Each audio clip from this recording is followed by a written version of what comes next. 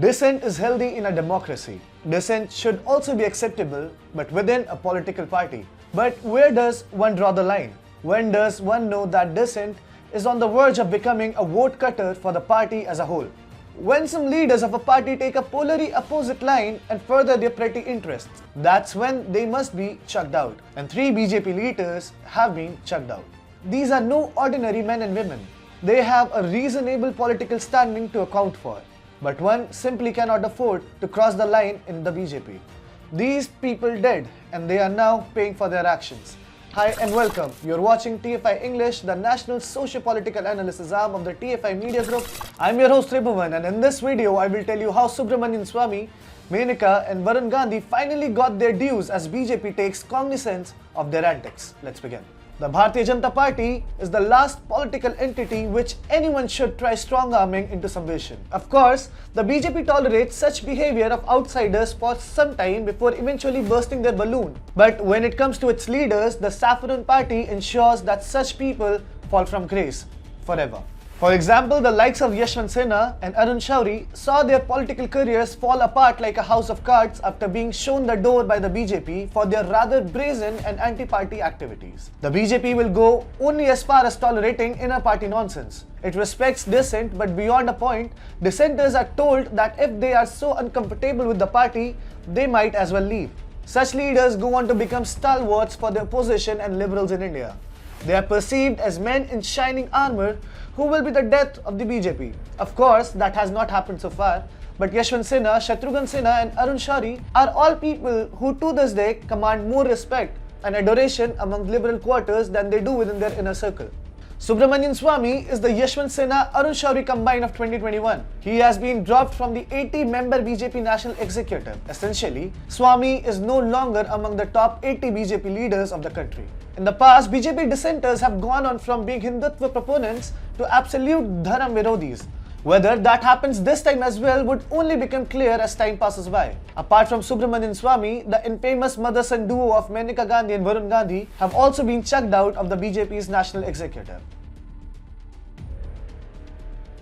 Subramanian Swamy until recently commanded a decent amount of respect within right-wing circles and the large pro-BJP community in India. However, his statements, especially since the Sino-Indian military standoff kick-started last year, have ensured that the man falls in the eyes of what were previously his vociferous supporters. In terms of national security, members of the BJP are supposed to lead by example and a conviction of unanimity. However, Subramanian Swamy has been making fallacious claims and for past 1.5 years now, and almost all of them seek to undermine India's position against China. Subramanian Swamy is an accomplished political veteran. He has been actively involved in national politics since the emergency, and in the most recent years, his activism in Ram Setu and Ram Janmabhoomi cases got applauded widely. However, things have been going south between the BJP top brass and Subramanian Swamy for a quite long time now. PM Modi is of course the tallest leader in the country today. Subramanian Swamy is himself a political heavyweight, but for his age and other red flags, he was denied a cabinet berth, which is perhaps due to a broad policy of Modi government to keep age limits on its cabinet ministers. Once Nirmala Sitharaman was appointed as the finance minister in the Modi cabinet in 2019, it is safe to say that Swamy lost it.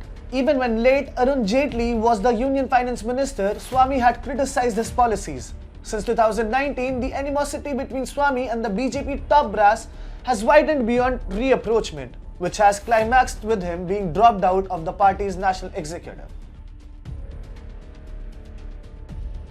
Menaka Gandhi and her son Varun Gandhi were misfits in the BJP. Even within the BJP, they represented a Congress style of thinking. They were elitist, not in touch with ground realities and engulfed by a balloon of their own supposed importance and indispensability to the BJP. Being Sanjay Gandhi's wife, who had a terrible fallout with the Sonia Gandhi-led Congress, Menaka Gandhi's entry into the BJP provided for good politics. However, things began going south soon after. Especially during a stint as Minister of Women and Children Development, Menaka Gandhi got herself into many controversies, most of which involved her foul-mouthing just about anybody over the phone. In June 2017, during a Facebook live session, she commented that men do not commit suicide. Moreover, Menaka Gandhi is a well-known animal rights activist. As such, she has earned the distinction of berating almost anybody who she thinks has misbehaved with the animals. The BJP suffered as collateral for Maneka Gandhi's antics. Her son Varun Gandhi is no different. He has made it a mission to discredit the BJP from within.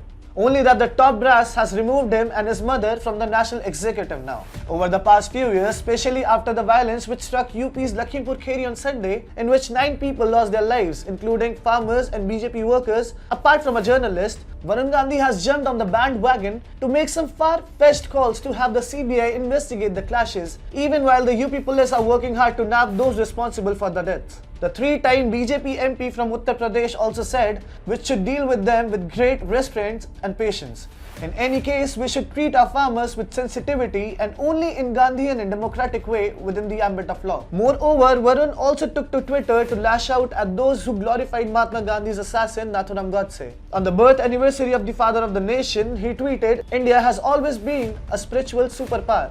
But it is the Mahatma Gandhi who articulated our nation's spiritual and underpinning through his being and gave us a moral authority that remains our greatest strength even today." Those tweeting Godse Zindabad are irresponsibly shaming the nation.